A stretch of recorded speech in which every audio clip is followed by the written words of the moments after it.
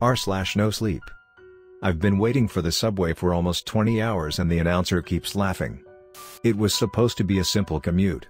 I had just finished a late shift at work and arrived at the subway station at 10:45 p.m. The platform was mostly empty, save for a few tired-looking commuters scattered along the edges. The digital display above the tracks showed my train was due in 3 minutes. I leaned against a pillar, scrolling aimlessly through my phone. When the train didn't arrive on time, I didn't think much of it. Delays weren't uncommon on this line. But after another 10 minutes, I started to feel uneasy. The display still read 3 minutes. The muffled voice of the station announcer crackled through the speakers. "The train will be arriving shortly," it said, followed by what I swore sounded like a faint, muffled laugh. I glanced at the others on the platform, but nobody seemed to notice or care. They stared blankly at their phones or the tracks, the way commuters do when they're used to waiting. Minutes stretched into an hour. The digital display never changed, and no train came. I walked over to a woman sitting on a bench. "Excuse me," I said. "Do you know what's going on? The train's been stuck at 3 minutes for over an hour." She looked up at me with wide, glassy eyes and a strange, almost mechanical smile. "It'll be here soon," she said, her voice monotone. I stepped back, unnerved. The laughter came over the speakers again, louder this time. It was sharper, less like static and more like someone genuinely finding something funny. I checked my phone. No signal. The clock on the lock screen still read 10:45 p.m., as if time had frozen. I turned to a man pacing near the edge of the platform. "Hey, man, this is crazy. Do you know what's going on?" He stopped mid-step and looked at me. His face was pale, his eyes sunken. "I've been here for hours," he whispered. "But the train's coming. It always comes." I opened my mouth to ask more, but the speakers crackled to life again. "Attention passengers," the announcer said, his voice dripping with mock cheerfulness. "The train will be arriving in 3 minutes. Please remain calm. We'll get you where you need to go." The laughter returned, loud and hysterical this time, echoing through the empty station. I started pacing, trying to figure out what to do. There were no exits, no way back up to the surface. I tried calling for help, but my phone refused to work. The other commuters continued to sit or stand silently, their faces eerily blank. Hours passed, or maybe it was minutes. I couldn't tell.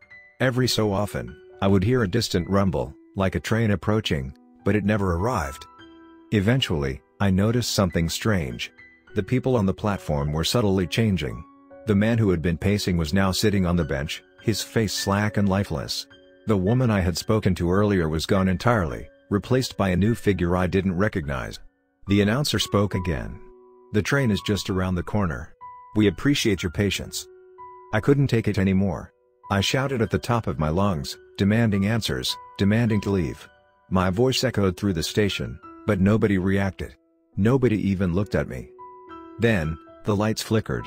For the first time, the train's headlights appeared down the tunnel, casting long, eerie shadows across the platform.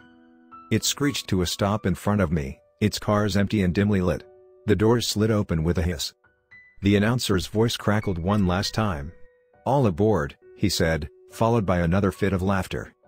I hesitated, but what choice did I have? The platform felt like it was closing in on me, the walls stretching impossibly tall. I stepped onto the train.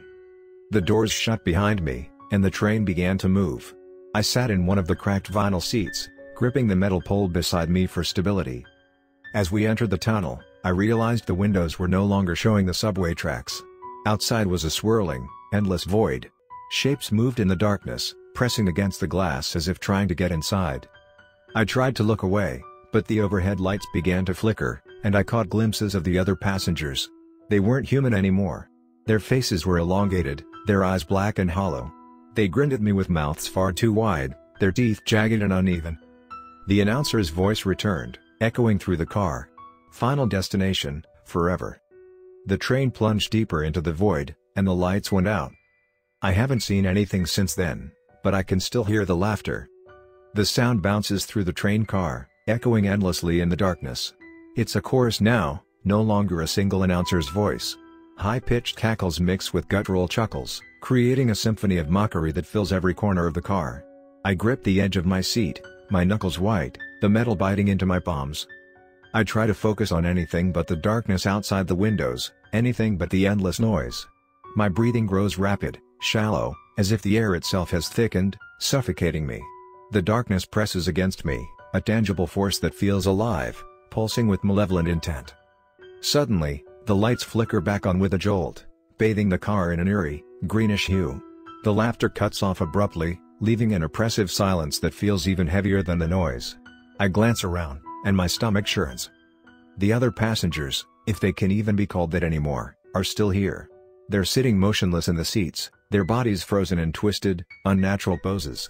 Their heads are cocked at impossible angles, their mouths locked in grotesque grins that stretch far too wide. Their hollow, black eyes all seem to be staring at me, unblinking. One of them moves. It's subtle, a twitch of a finger, a tilt of a head, but it's enough to send me scrambling to my feet.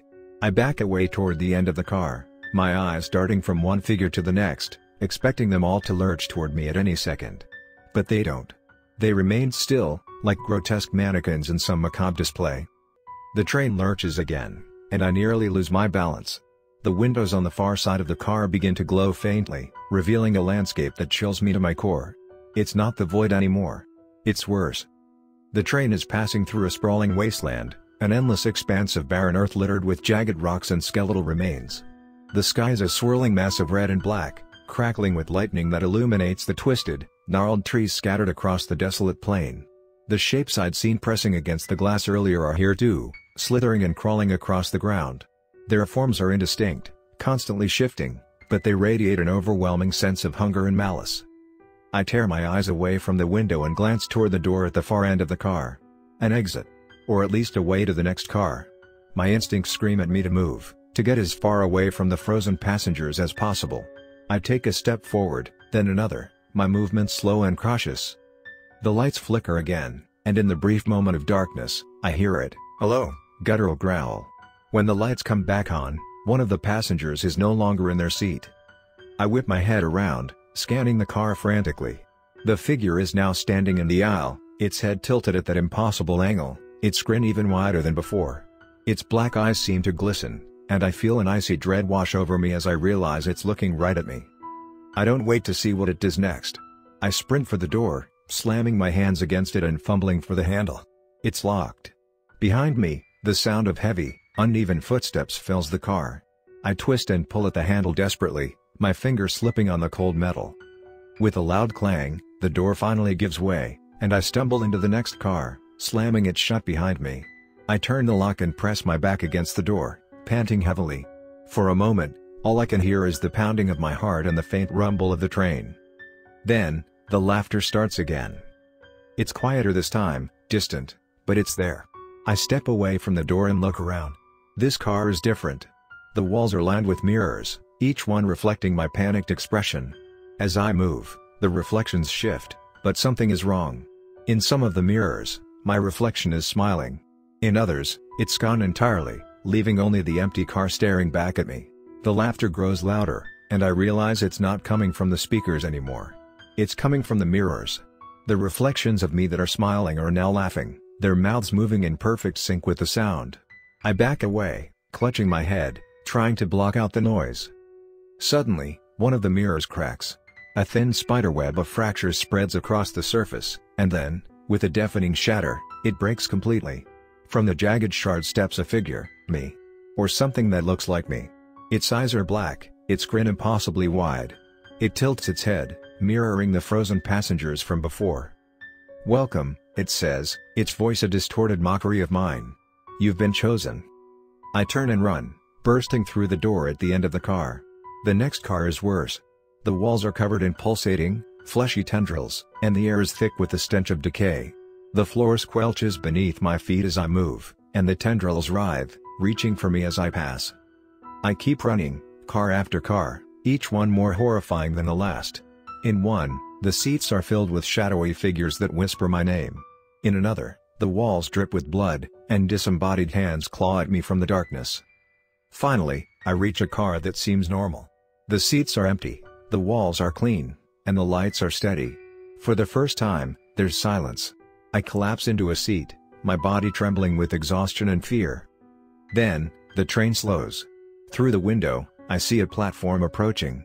It looks ordinary, with bright lights and people milling about. Relief floods through me as the train comes to a stop, and the doors slide open. I step onto the platform, tears streaming down my face. I'm safe. I'm finally free. But as I turn to look back at the train, I freeze. My reflection in the window stares back at me, its grin wide and its eyes black. The train begins to move again, disappearing into the tunnel, and I realize with dawning horror that the laughter never stopped. It's just quieter now, echoing softly in the back of my mind. I walk toward the exit, trying to shake the feeling, but as I reach the turnstile, I see it. The digital clock on the wall. It reads 10:45 p.m.